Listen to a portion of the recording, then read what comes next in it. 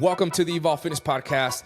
I am your host, Jonathan Ramirez, fitness coach, entrepreneur, and founder of Evolve Fitness. I am super excited to be able to bring you this show. My goal is to implement systems, strategies, and give you the tool set to be able to live your life to the fullest, maximize and invest into your health, block out the noise, no fluff, no gimmicks, no quick fixes, and really be able to teach you how to invest into your health without all of this fancy crap that you see in today's society. And so for this first episode, I want to tell you a little bit about who I am, how I got started into fitness, and what it is that I do within the health and fitness industry. And first of all, I want to thank you for being here, for listening. If you like this podcast, share it with a friend. Help somebody out that is struggling with their health and fitness so that they can learn the systems and the tools to be able to take control of their health. So let's dive in. In terms of my fitness journey, I started at a very young age. At the age of 14, I started lifting weights. It was thanks to my dad. My dad dragged me into the gym. I was the most out of shape teenager. I ate a lot of junk food. I loved pizza rolls. I loved Doritos. I loved Mountain Dew. And I had a little bit too much Cheeto dust in my belly button from playing video games late at night and eating chips all the time. And I realized I needed to make a change, right? I had a great role model in my dad, somebody who had started lifting weights when he was 30 years old. And I would see it, right? I would see how jacked he was and how fit and healthy he was. And I wanted to be like him. And so he was my biggest motivation in terms of investing into my health. And he dragged me into the gym. He taught me how to work out. He taught me what to eat, what not to eat, what supplements worked, what didn't work. And overall, it really did spark a big career path for me as well, because thanks to that, I really got invested into health and fitness. At the age of 17, I decided that I wanted to go to school to become a doctor. I wanted to be a sports medicine physician. My life definitely took a different direction over the course of the years. I did my first bodybuilding competition when I was 17 years old, and I really did get sucked into the world of bodybuilding, eating, living, breathing bodybuilding, and just overall eating the meal plan. Always, having to go to the gym. I couldn't miss the gym for social events. I couldn't eat out. I had to follow a strict meal plan all the time because I wanted to look the best that I could, right? And I went through a whole ton of different changes with hormone problems and my gut health over the last couple of years. And through my career change, I went into the medical field. I got my undergraduate degree in exercise science and got all kinds of certification in health and nutrition and hormones, and realized that I didn't want to go to medical school anymore. I worked in the medical field for quite a few years, and just helping patients on the front lines with medical providers, I really came to the realization that it wasn't what I was passionate about. It wasn't how I wanted to help people. And I had a passion to actually help people and make a driving change.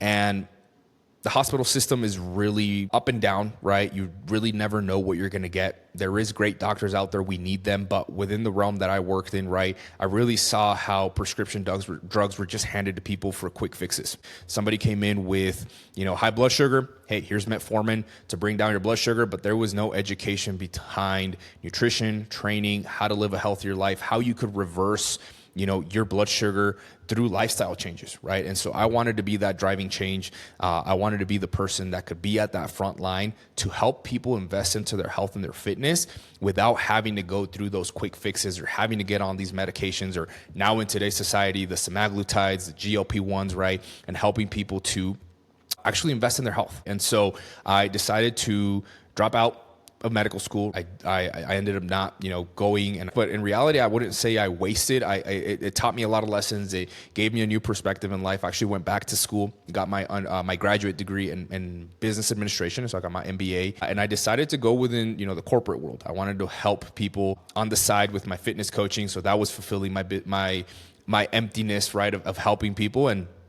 I was like, hey man, I got to get a 6-figure job. And I started working in the corporate world for the hospital system. And once I achieved that, right, and I climbed up the corporate ladder, I really realized that I was not fulfilled with what I was doing. I really wanted to help people at a different level. I wanted to help people to really make a change in their life. And so I decided to go full-time into my health and fitness business, which is now Evolve Fitness.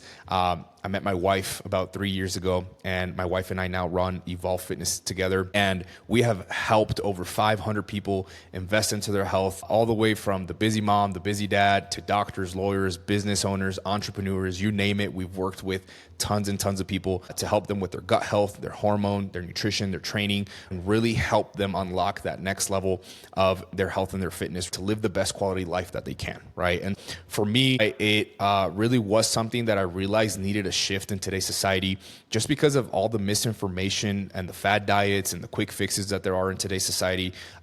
There really was that need for that front line of defense, and I am blessed and happy to be able to do what I do.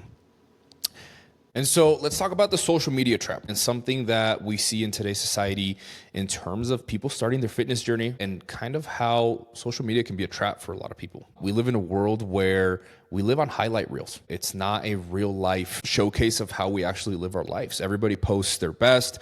Everybody posts their, less bloated pictures, their most lean pictures. And you see a lot of fitness influencers who over edit their pictures. They're posing with good lighting. They're, doing steroids and telling you they're natural. And it really is, there is a lot of misconception in today's society and everything you see on the internet. And it can lead you to believe that you're not doing as well as you should. And I'm here to tell you that comparison is the thief of joy. We see it with clients. I see it with myself as well. I've fallen into that trap of comparison, of looking up to certain bodybuilders. When I was 17 years old and I was bodybuilding and I was competing up until I was, about 24 years old, I ended up realizing that wasn't a path that I could go down, because I realized just how many of these athletes were on steroids and what it actually took to be able to be that massive and that lean all the time. And I just realized that it wasn't for me. I was trying to teach people to be healthy. I was helping people invest into their health, and doing steroids is not healthy, right? And it was something that went against my morals, something that I just didn't really want to push, just because it didn't feel right? It wasn't who I was. It wasn't who I wanted to become. And because of that, right, I ended up leaving the sport of bodybuilding behind, right? I do like competing, just as a hobby from time to time to push myself, right? But never in the sense of, hey, I'm going to, push to get my pro card or become an IFBB pro, just because I know how unhealthy that is. My overall goal is to really help people see past all the quick fix and all the bull that there is in today's society, right? We really do have to learn that fitness and nutrition is a lifestyle, right? It's not something that, you go all or nothing, right? You overeat on the weekends, and then on Monday you're going to fix it by going to the gym and running on the treadmill like a hamster and burning all kinds of calories, right? And so overall, what does a lifestyle in fitness really mean, right? And what I personally believe that means is it's training for energy. It's training for longevity, right? It's training for mental clarity on the days where we're stressed, where we feel down, right? Where we need to have a pick me up, right? Where a workout can help release endorphins and make us feel good, right? It's for the mom or dad, right, who want to play with their kids, but they're not in shape, right? And they can't keep up with their kids' demands. It's for the busy nurse who gets tired at work because she is not sleeping well. She might be a little bit overweight, or maybe she's struggling with digestion and she can't really live her life to her fullest potential, and she can't show up at work how she wants to help her patients. Fitness can look very different for everybody. The 60-year-old has very different goals to the 20-year-old who wants to look shredded and lean. And it's not just about aesthetics. It's about making fitness a part of your identity, not an obsession of how good you look in the mirror all the time. Because once you start falling into that trap of, I want to look like a fitness model, I want to look like a bodybuilder year round, I'm here to say that's not possible. You can't just cut carbs for the rest of your life and be lean and do cardio nonstop and expect that that's going to lead to a healthy life. It's going to take you down a dark path of eating disorder, binging, bringing back all that weight that you might have lost on a quick fix. And it really is something where it's more about how can you eat the foods that you love, spend time with the ones that you love, and be able to continue to pour into yourself to live a healthier life, have better longevity, be able to show up for your family, and be able to show up for yourself as the best person that you can. And so letting go of that perfectionism and owning your pace to be like, hey, I'm in a different season of life. I can't compare my chapter 1 to that person's chapter 50. Because what you see on social media, you look at my page, yeah, I can lift a lot of weight. Yeah, I might look great, but I've been doing this for 12 years. You're starting off in your first year, Maybe you're 5 years in and you're still not able to do that kind of weight, or you're still not able to look that way. And so your journey is unique to you and how you can achieve your personal goals. But at the end of the day, it's about understanding that this is not a quick fix. It is not something that you do overnight. It's not something that you even do in 3 months. It is something that you continuously get better at. And that is the beauty of it. Your fitness journey cannot be bought. It cannot be quick fixed. It cannot be shared with somebody else to move it faster. Your fitness journey is for you and you only, and only you can control the results that you get. And, you might have heard that saying, like, you are what you eat. It's harsh, but I truly believe in that, because at the end of the day, if you are not prioritizing your health, if you are not eating healthy, if you are not moving, you are not going to the gym, you're going to get bad results. You're not going to get the results that you want.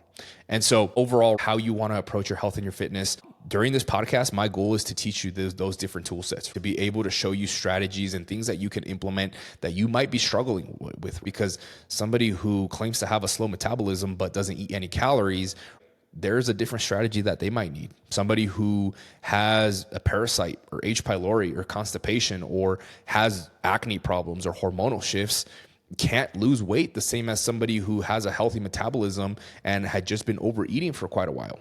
Those two people are very different. Within our coaching program, we can't take what we give to somebody, give it to you, and expect it to work the exact same way. And so there's so much cookie cutter crap out there with these personal trainers and fitness coaches that it really is hard to know who to trust. And so my overall goal with Evolve Fitness is to be able to help you maximize your health and your wellness, to be able to eat the foods that you love, invest into your health, and become the best version of yourself.